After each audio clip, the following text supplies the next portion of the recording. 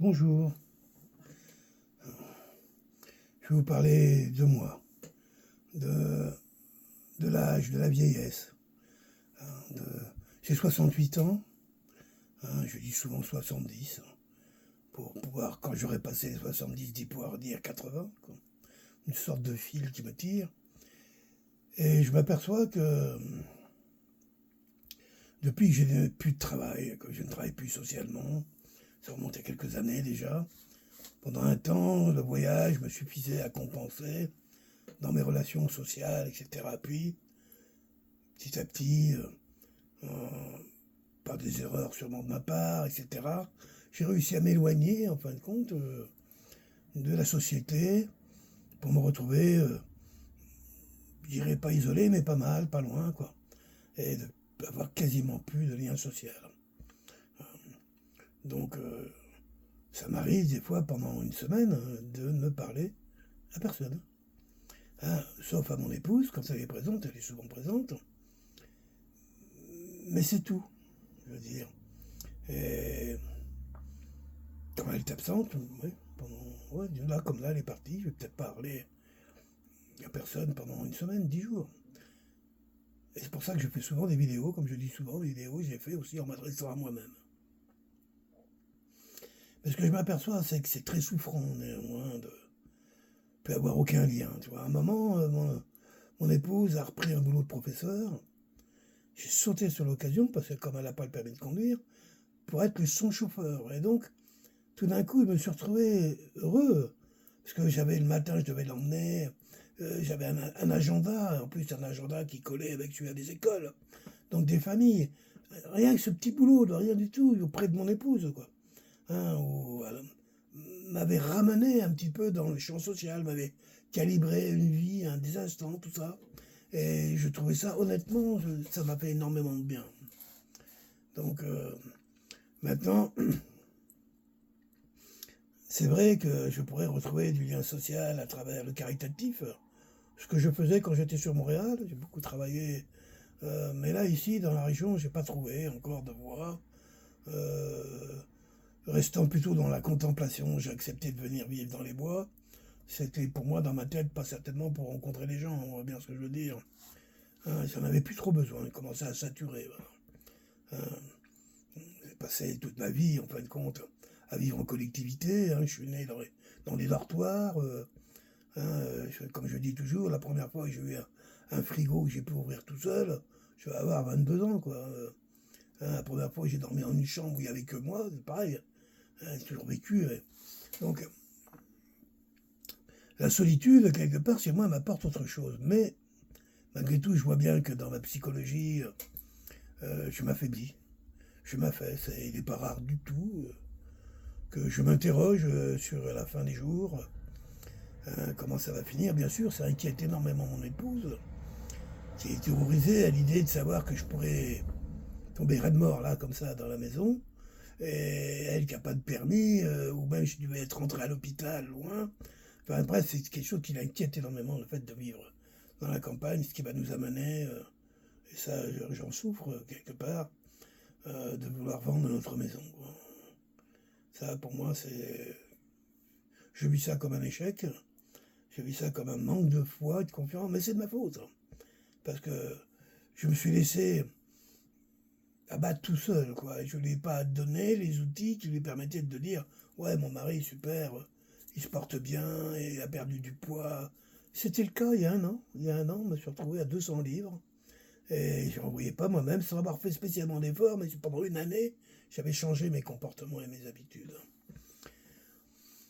Et puis, pour des raisons que je n'ai pas spécialement envie de développer, mais bref, je me suis senti encore une nouvelle fois, comment dirais affecté, dans mes sentiments, dans mes émotions. Et souvent, hélas, j'ai ce comportement de vouloir me nuire à moi-même en premier. Ah bon, vous ne voulez pas, allez, je vais tout casser. Voilà, côté destructeur comme des gamins, quoi. Je veux dire, ce côté chez moi qui n'est pas du tout mature, dont je me rends bien compte et dont je suis victime de moi-même depuis tout le temps. Je veux dire, j'ai beau le savoir, néanmoins, je rentre souvent dans ces épasses-là et qui m'amènent après la dépression, le grossissement, l'enfermement. Hein. Alors, heureusement que j'ai cette capacité créative à travers les textes, à travers la musique, à travers les chansons, à travers la peinture, à travers mes images, qui me permettent régulièrement de ne pas disparaître complètement. Parce que si j'avais pas ces outils-là, bien sûr que je serais déjà mort, c'est évident. Mais ces outils font fonctionner en moi mes valeurs, comment je dirais, de reliance, ce que j'appelle la vivante vie, quoi, et qui me permettent justement de me maintenir. Mais le corps, à force de le faire souffrir, comme je l'ai fait, comme je dis, moi dans ma vie, j'ai dû peser à peu près 500 kilos, quoi. C'est-à-dire que j'en fais aujourd'hui 130, mais le nombre de fois je suis monté même jusqu'à 160 kilos, hein, je suis revenu à 90, remonté à 130, revenu, et ça fait depuis 40 ans que c'est comme ça, quoi. Que j'arrive pas du tout à me stabiliser dans ce corps que je n'arrive pas à connaître, à vrai dire, ou à reconnaître. Hein, lorsque j'ai mon corps physique qui est en parfaite forme, ce qui arrive de moins en moins, il y a chez moi une euphorie qui s'installe et qui tout d'un coup peut m'amener à craindre que ça ne continue pas comme ça. Et cette crainte, si je l'entretiens, me ramènera automatiquement dans une forme d'obésité très rapide. Pour donner un exemple, au mois de juin l'année dernière, je le sais parce que c'était l'anniversaire de ma belle-sœur, à l'époque je faisais 210 livres. 205 livres.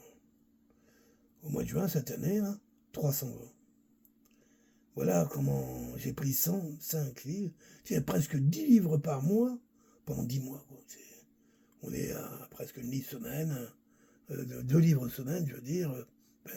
Hallucinant, ce corps que je martyrise, à vrai dire, à la limite. Mais en même temps, c'est mon paradoxe. On est souvent fait de paradoxes. Je le remercie. Je le remercie parce que la souffrance a souvent été pour moi un chemin créatif. La souffrance, la peur m'ont souvent guidé dans ma façon de rester vivant, pleinement vivant. L'amour, je pourrais pas dire non, mais disons que je ne l'ai pas si bien perçu que ça. Je m'en suis souvent méfié, j'ai toujours méfié de tous ces mots de je t'aime, à la vie, à la mort, il est interdit d'interdire, toutes ces choses-là. Bon. Je suis quelqu'un d'un penseur, hein, je suis très intellectuel et mental. Et mon corps physique a tendance à suivre ma danse des pensées, etc. Aujourd'hui, depuis Michel m'en est témoin, depuis que je suis désespéré de repartir à reprendre du poids comme ça, en gros il y a 6 mois, quoi. Ou des fois j'abandonne. Hein, les causes pourquoi je prends du poids, je s'en fous, je prends du poids. Voilà. Le médecin qui va vouloir expliquer, nanana, moi je sais que ça se passe pas là, quoi.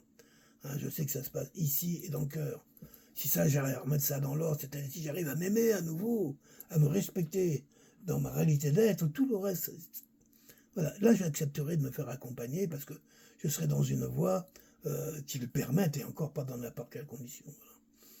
Mais tant que j'ai pas réglé, moi je suis quelqu'un qui a fumé pendant plus de 50 ans de sa vie, hein, et je suis né asthmatique, je suis né avec une crise d'asthme, et des fois dans ma tête je me dis que je peux partir avec la même chose. Hein, repartir comme je suis arrivé, quoi, voilà. Je crois à ça, hein, je crois à toutes ces choses-là.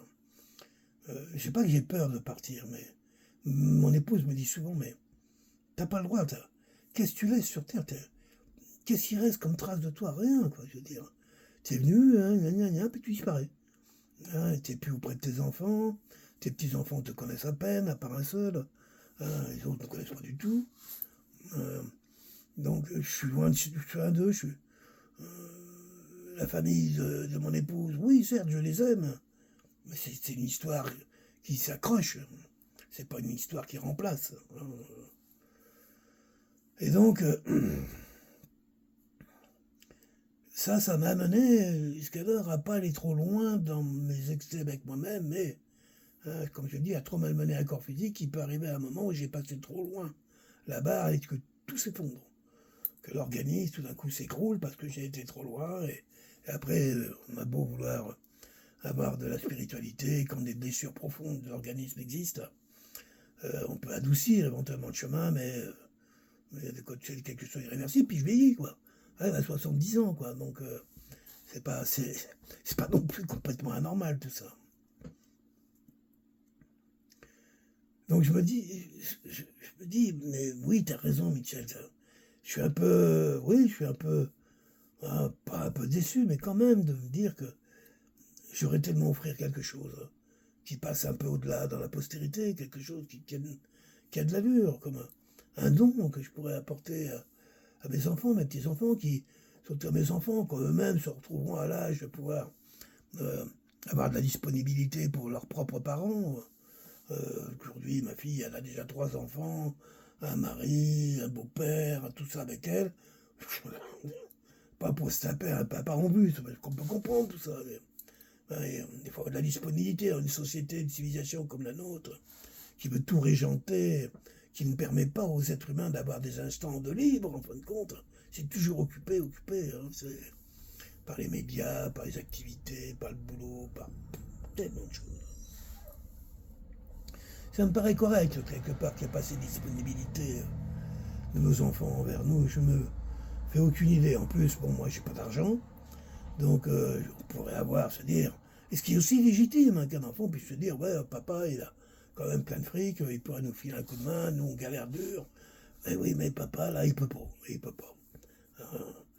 Papa a déjà du mal à trouver lui-même sa propre économie. Je peux pas apporter ça.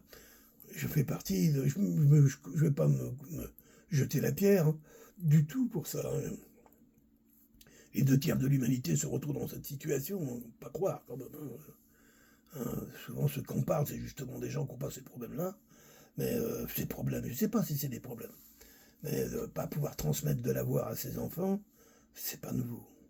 Mais si tant soit peu, je devais transmettre quelque chose à mes enfants, qu'est-ce que je pourrais faire?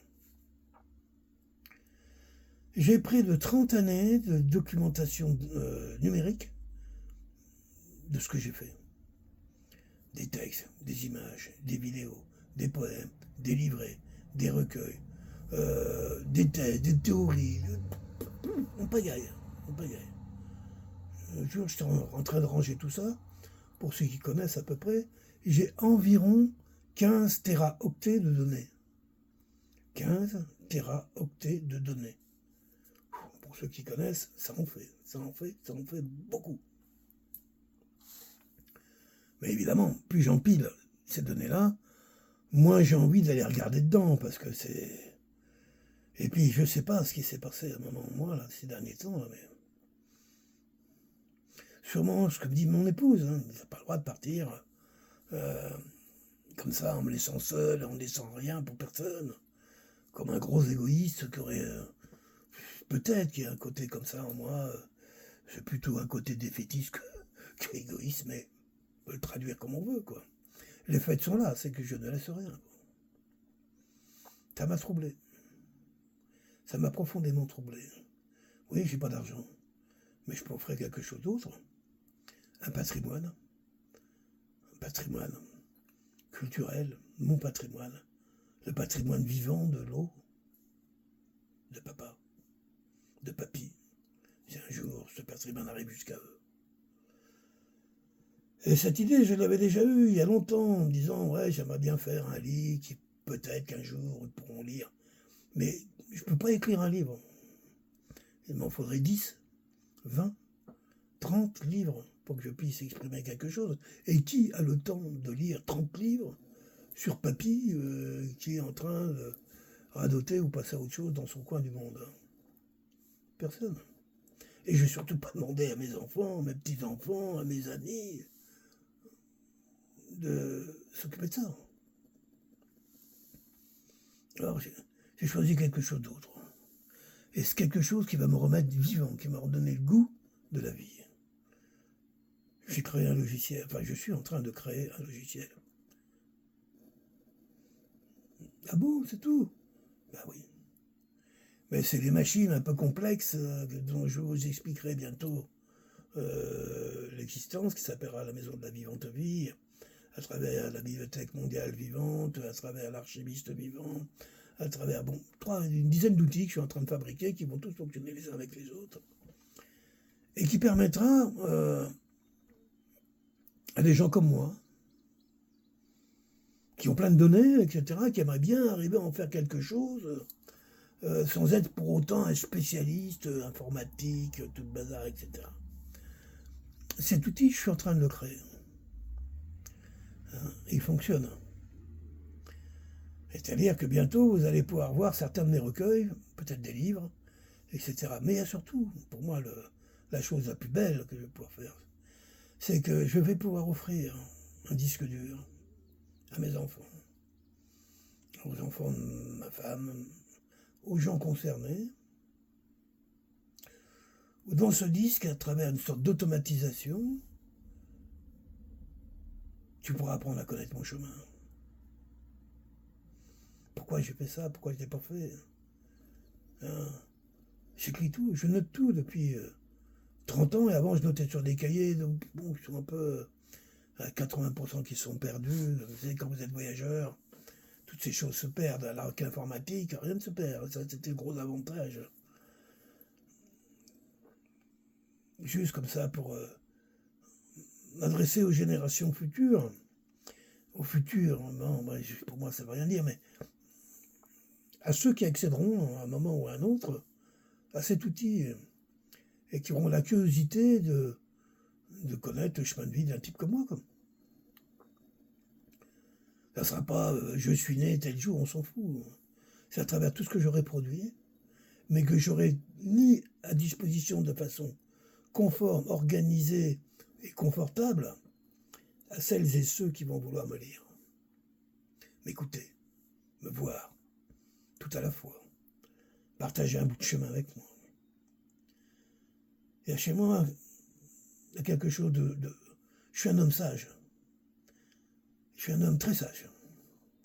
Mais je suis aussi un adolescent, un enfant.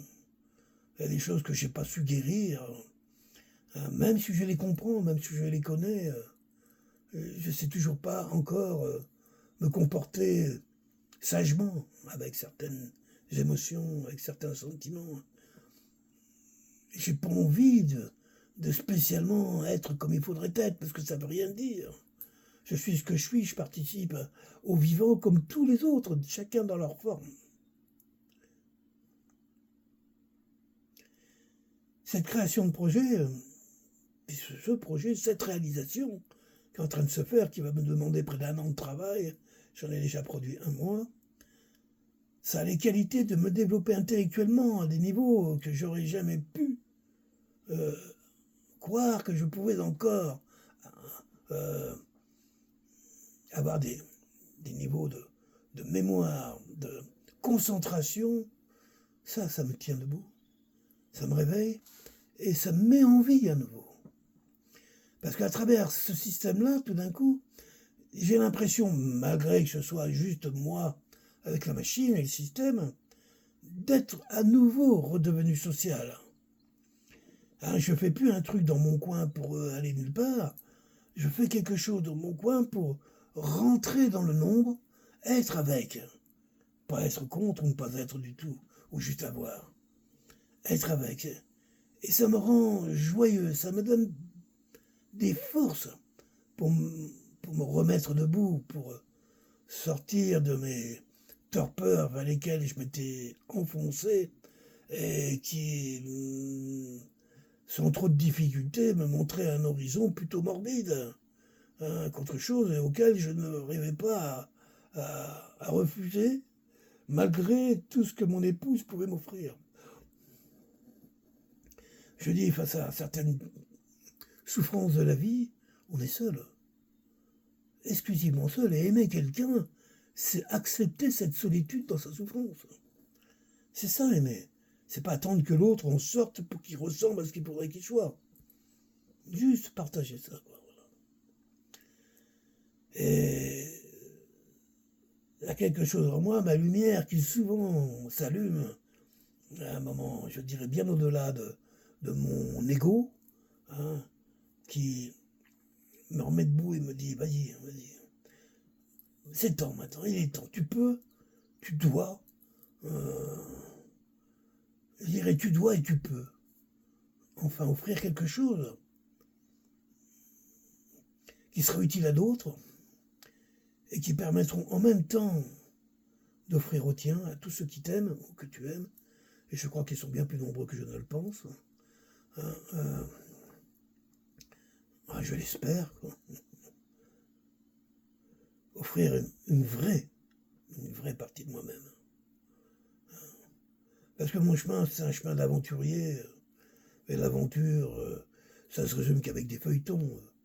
On ne fait pas ça avec un film ou un livre. Donc, je ne verrais même pas comment je pourrais le commencer, encore moins pour... Je ne saurais pas. Mais si par contre je peux exprimer toute la synthèse de tout ce que j'ai pu produire, vivre, partager, envisager, douter, accepter, affirmer, me tromper, etc., etc., je peux réellement l'offrir au sein de quelque chose, un outil, je dirais, qui soit accessible pour qui que ce soit qui voudra l'utiliser pour lui, je suis redevenu vivant. À nouveau. À nouveau, la vie comment je dirais, me réénergétise dans sa naissance et non pas dans sa mort. Et je résume pas la vie qu'à la naissance et la mort, mais disons que ce sont deux extrémités qui sont largement pas contraires, mais puissantes. Voilà.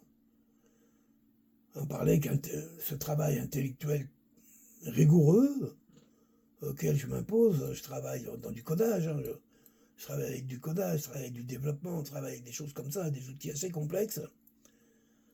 Bien sûr, grâce à l'intelligence artificielle, hein, c'est évident. Je ne me serais pas amusé tout seul à prendre des bouquins. Bon, allez, on va travailler du je sais pas quel langage. Non, intellectuellement, je pourrais pas le faire. Puis j'ai pas envie, puis c'est pas du tout ma nature, ce genre de choses. Du Fortran, je pensais à ça, ce genre de langage des années 80, quoi, ou 90, 80 peut-être. Et je pense que de pouvoir justement amener comme témoin de ma vie un outil informatique, cette informatique que je pratique depuis un demi-siècle, oui, on peut dire ça, depuis 50 ans, quoi. Moi, j'étais sur Internet. À l'époque, il n'y avait rien à voir avec ce qu'on fait aujourd'hui, quoi. J'avais les premiers ordinateurs qui se chargeaient avec des grosses disquettes, les unes derrière les autres. Bref, puis parler de tout ça, quoi. Mais ce monde informatique a été en grande partie, pour moi en tout cas, ma bibliothèque d'apprentissage intellectuel. J'ai écouté des milliers de conférences. Je dis bien des milliers de conférences. J'aurais passé des heures et des heures à écouter des gens, des milliers, des centaines, dans le cas c'est sûr. Petit à petit, je commençais à mieux comprendre d'où ce monde a émergé. Quelles sont ces cultures qui portent ce monde, quels sont ses bras forts, ses bras faibles, et pour mieux essayer de m'initier dans ce monde sans me perdre moi-même. Pas me retrouver contre ou avec situations dans lesquelles j'ai vécu l'une comme l'autre. Je trouve que c'était certainement pour moi la meilleure façon de continuer à vivre, de continuer à aimer vivre, de reprendre ce chemin que j'avais un peu laissé abandonner ces derniers mois. La joie du cœur, par la paix de l'esprit, je dirais ça un peu comme ça, quoi. Alors, j'aurais tendance à dire, ouais, mon esprit va beaucoup mieux ces derniers temps. Mais mon corps est bien fatigué, bien malade.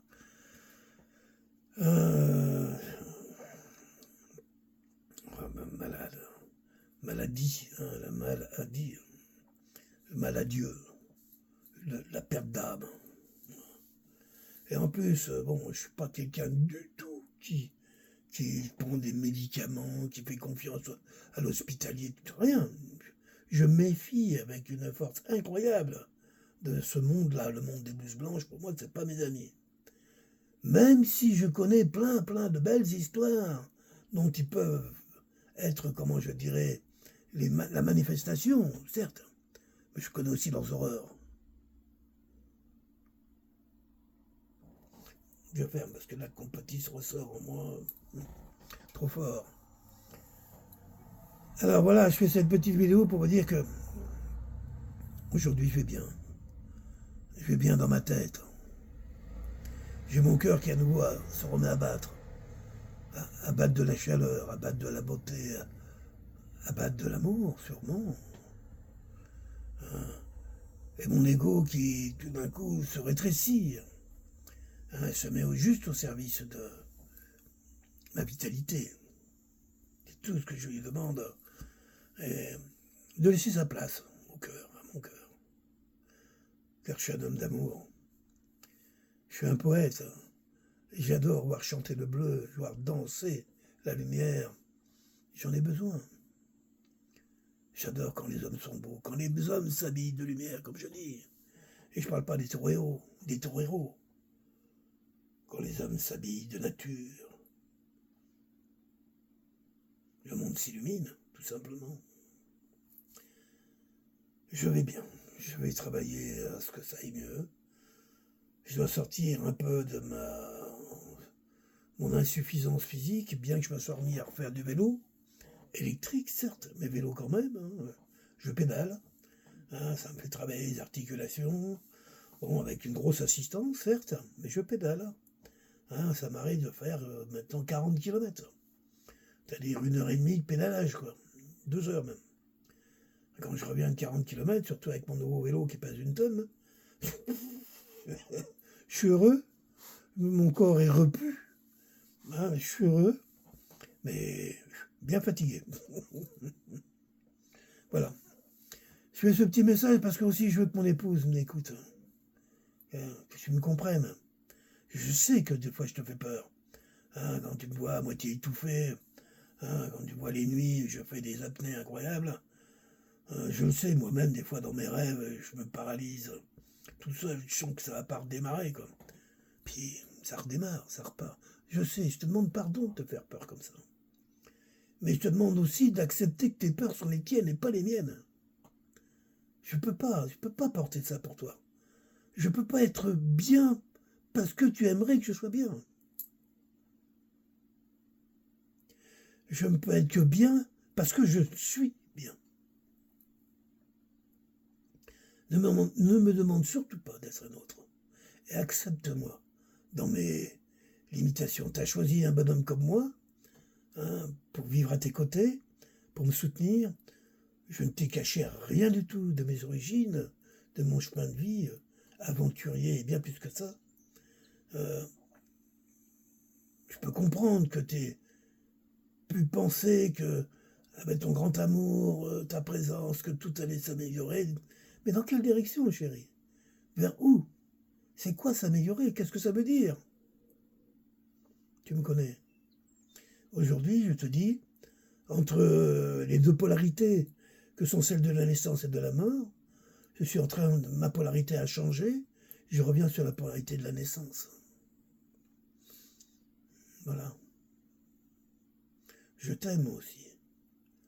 Ah, avec toutes mes maladresses, toutes mes restrictions, toutes mes contradictions. Mais à travers tout ça, il y a un être qui existe, il s'appelle l'eau. C'est le nom que j'ai choisi pour lui. Et je peux t'affirmer qu'il t'aime. N'aie pas peur. N'aie pas peur de ce qui peut m'arriver. Et si même ça peut m'arriver, donne un sens juste à tout ça. Juste pour ton cœur, pas pour ta raison. Parce que ta raison légitimera jamais ça. Voilà, je souhaite à tous et tous une belle journée. J'ai voulu parler un petit peu de moi en pensant que ça puisse apporter peut-être, pourquoi pas, euh, du soutien à ceux qui viendraient à m'écouter pour voir où ils en sont eux-mêmes. Dire oui, oui, j'ai failli partir plus d'une fois, et puis pas depuis hier. Hein. J'ai même accéléré ces processus, hein, avec des hauts, des bas, des hauts, des bas. C'est ma vie, c'est comme ça que je suis. Et comme je partage la chanson en ce moment, je n'ai pas envie d'être un autre. Je n'ai pas envie d'être un autre. Voilà. Je me suffis à moi-même. C'est déjà tellement large comme projet. Je suis heureux. Je redeviens heureux doucement. Grâce à ce travail. Oui, grâce à cette occupation qui tout d'un coup me donne le sens du matin, le goût de l'après-midi, l'impression, oui, bon, voilà, t'organises-toi de 9h à midi. Voilà, je fais des journées de 14 heures, hein, 12 à 14 heures de travail. Hein. Oui, c'est gros intense. Alors évidemment, chez moi, s'il y a une qualité que j'ai pas, hein, c'est, comment on dit, être la modération. Voilà. Je suis tout sauf un modéré. Je ne sais pas ce que ça veut dire, la modération. Oui, ça va, je connais la définition. Je ne sais pas en moi. Je sais pas. Voilà, t'es ou tout ou rien. Voilà, c'est un peu ça, c'est ce que je suis. Et là, je suis parti sur le chemin du tout à nouveau. Voilà, du tout.